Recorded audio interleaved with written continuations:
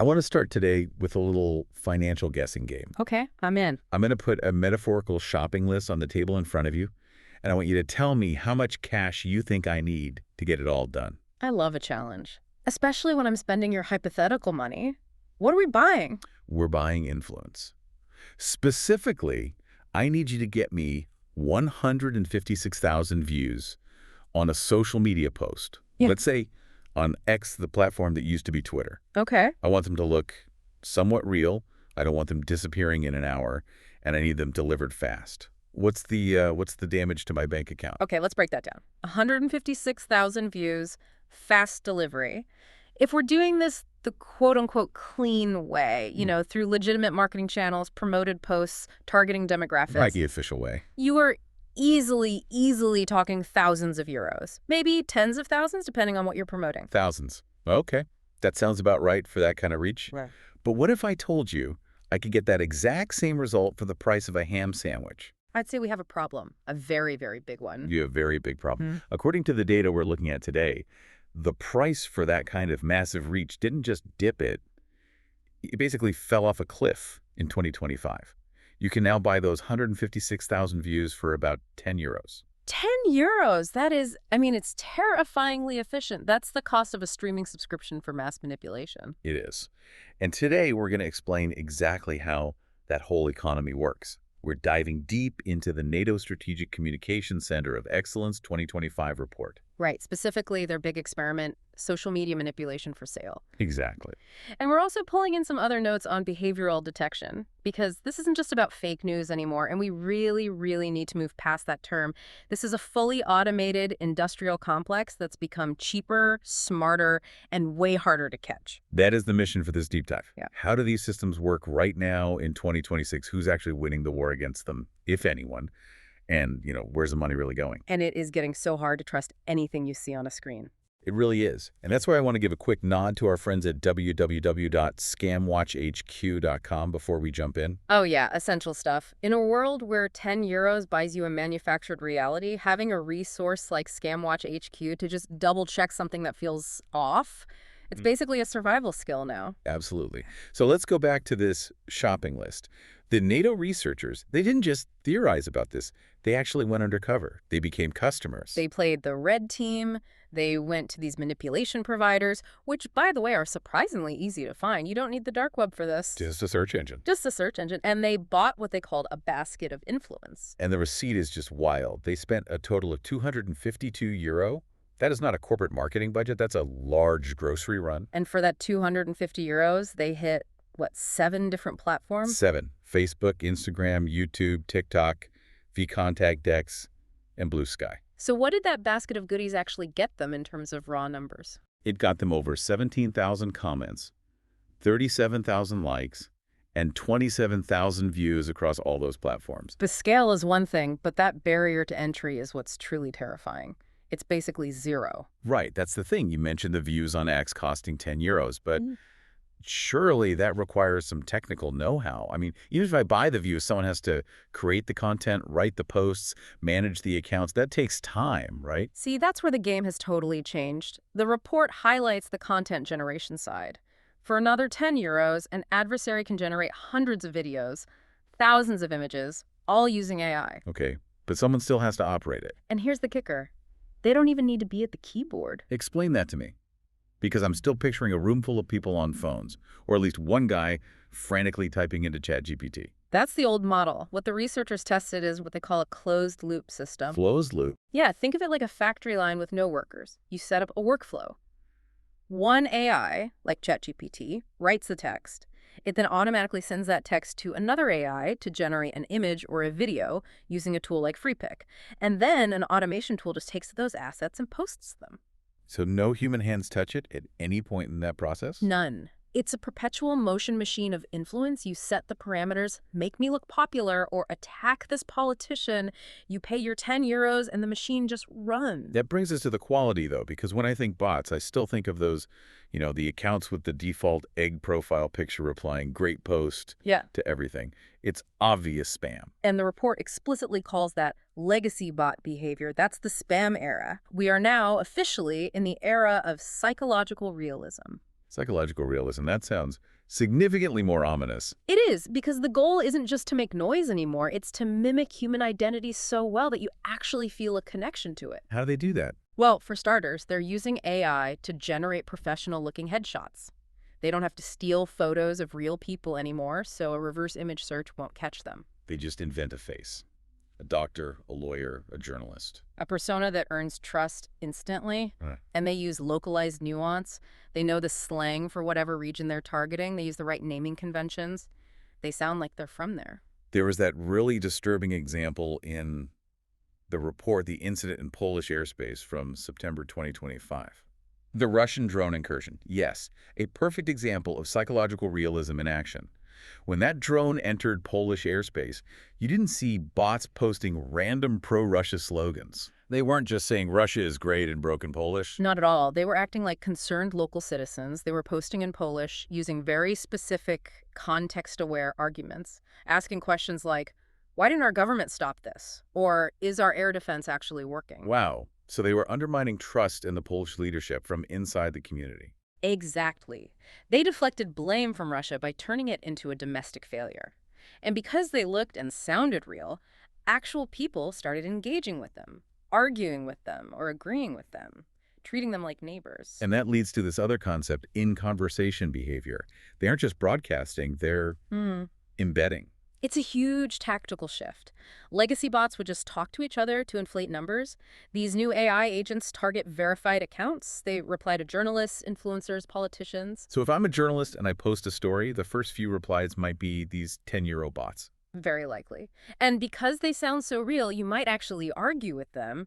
And the second you do that, you've validated them to the algorithm. You've given them the human seal of approval, which pushes their content to more real people. It's like they've hacked our social instincts. We want to debate, and they're using that against us. That's precisely the mechanism. It's weaponized engagement. Okay, so the bots are cheap and smart.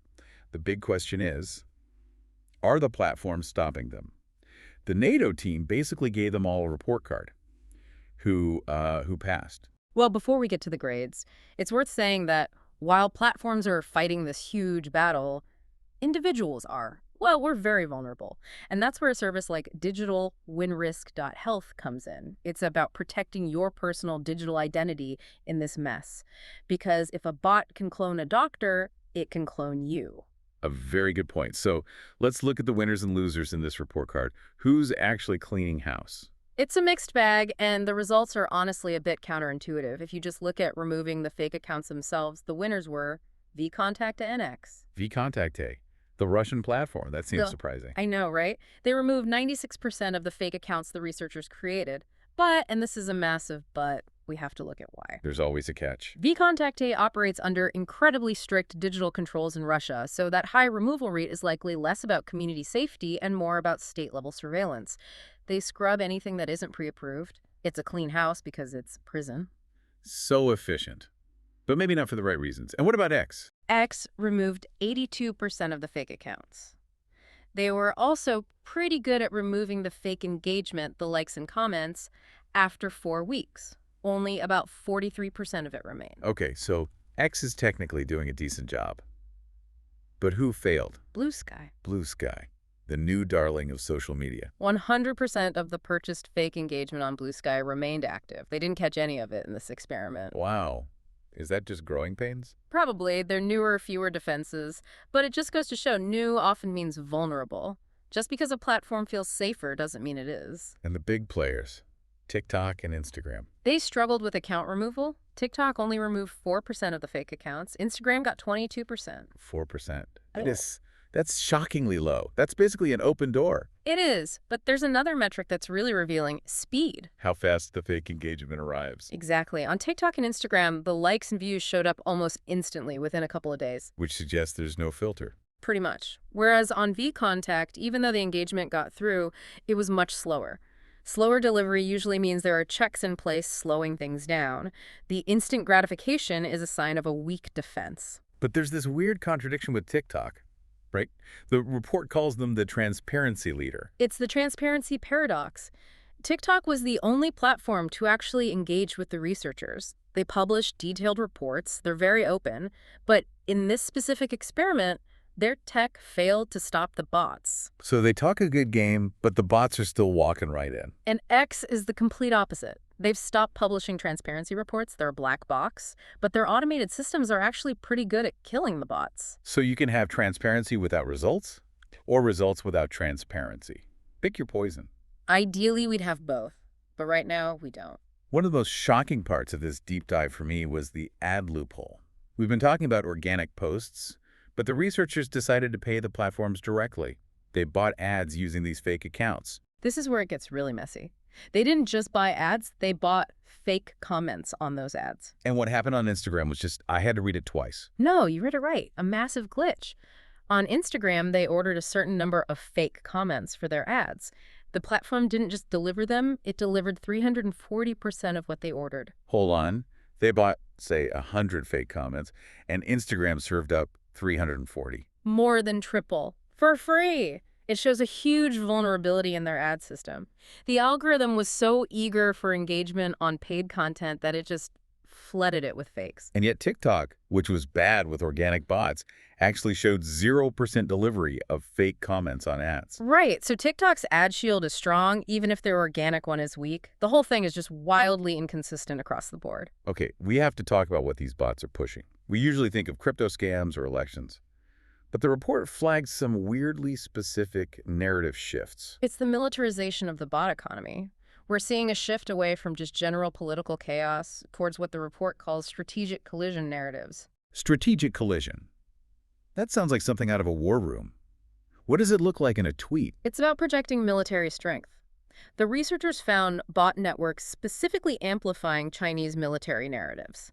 And not just vague stuff either, very specific. You mentioned the Dongfeng 61 missiles. Yes. Videos of the Dongfeng 61 synchronized marching one China patriotic content. They were just flooding the zone with imagery designed to project power and inevitability. And it was that weird detail about the squirrels. The squirrels sounds cute, right? Right. But it's a data point.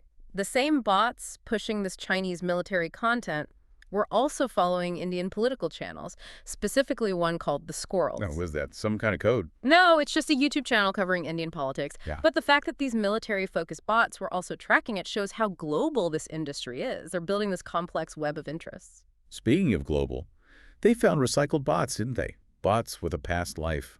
Yes, this is fascinating forensics. They found a network of bots that had previously been used to amplify anti-Malay sentiment in Argentina. Attacking the president of Argentina. Okay, those same bots were then found reposting content about U.S. politics and the European Digital Services Act. So they're just mercenaries for hire. Today they care about Argentina, tomorrow the EU, next week it's Chinese missiles. That's the reality. They don't have an ideology, they have a price tag. And that brings us to the infrastructure. How is this all funded? Follow the money. Always. And in this world, the money is almost entirely cryptocurrency. USDT, Bitcoin, Matic. The report mentions this idea of commingling.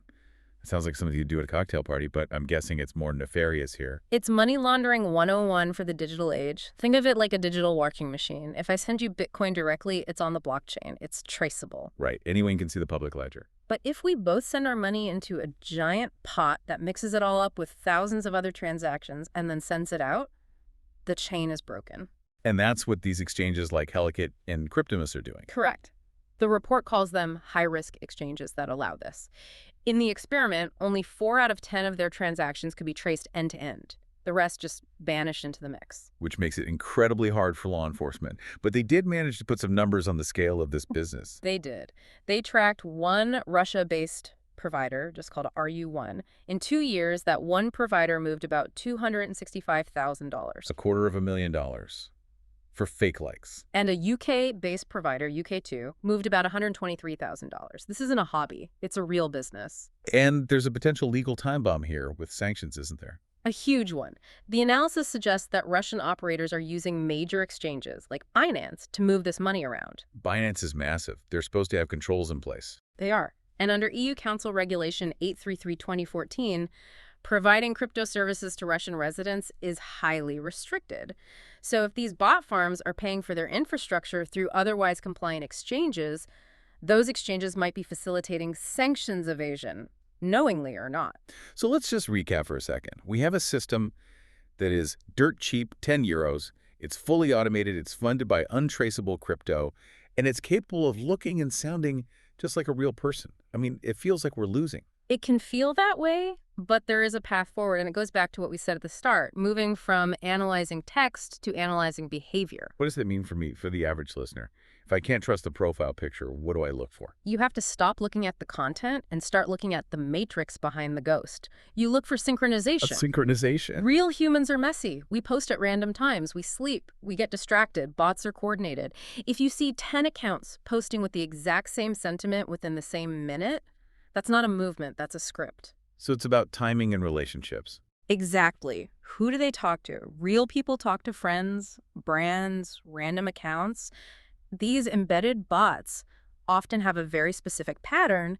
They only talk to high-value targets like journalists to generate conflict. They don't have friends. They have targets. That is a chilling distinction. They don't have friends, they have targets. It's the reality of the internet in 2026.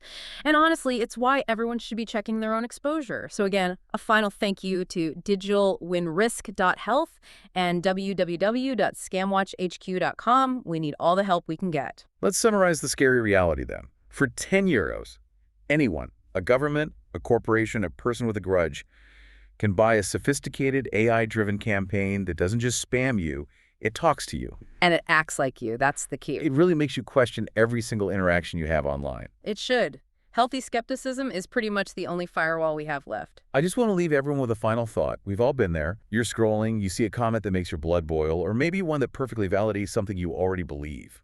You engage. You reply. You feel something. A real emotion. Anger, validation, joy. A real emotion. But here's the question.